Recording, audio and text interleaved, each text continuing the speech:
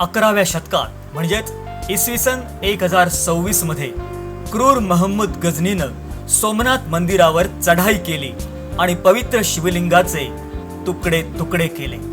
मंदिर नष्ट झालं, पण काही निष्ठावंत पुजाऱ्यांनी गुपचूप त्याचे काही अवशेष वाचवले. या पवित्र अंशांना त्यांनी आपल्या जीवावर उदार होऊन लपवलं आणि पिढ्यानपिढ्या हे रहस्य जपलं गेलं. जवळपास 1000 वर्ष हे अवशेष गुप्त ठिकाणी सुरक्षित राहिले, भक्तांच्या श्रद्धेनं जिवंत ठेवले गेले. कालांतरानं नियतीच्या खेळानं हे अवशेष गुरुदेव श्री श्री रविशंकरजी यांच्यापर्यंत पोहोचले.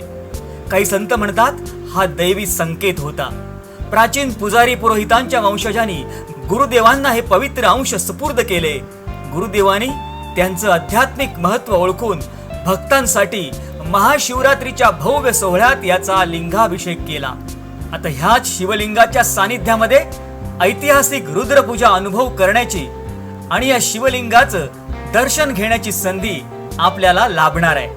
नमस्कार, जय गुरुदेव. मी Umesh Wangankar, Art of Living teacher आहे.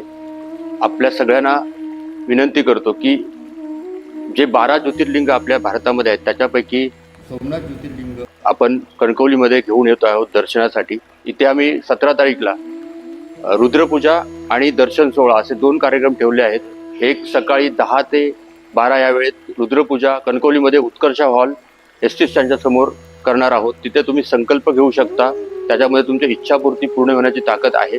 तसंच संध्याकाळी 4 ते 9 या वेळेत परमपूज्य भालचंद्र महाराज मठ कणकवली इथे आपण ते दर्शनासाठी ठेवणार आहोत. तर माझं सगळ्यांना आव्हान आहे की तुम्ही ह्या दर्शनाचा सगळ्यांनी लाभ घ्या, तसंच रुद्रपूजेचा पण लाभ घ्या. त्या अधिक माहिती तुम्हाला काय हवी असेल तर खाली माझा नंबर दिला, त्याच्यावर तुम्ही कॉन्टॅक्ट करू शकता. नमस्कार, जय गुरुदेव.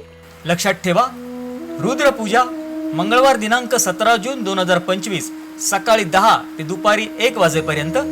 स्थळ उत्कर्ष हॉल, उत्कर्ष हॉटेलच्या वर, बस स्टँड समोर कणकवली. आणि सार्वजनिक दर्शन सायंकाळी 4 ते रात्री 9 वाजेपर्यंत.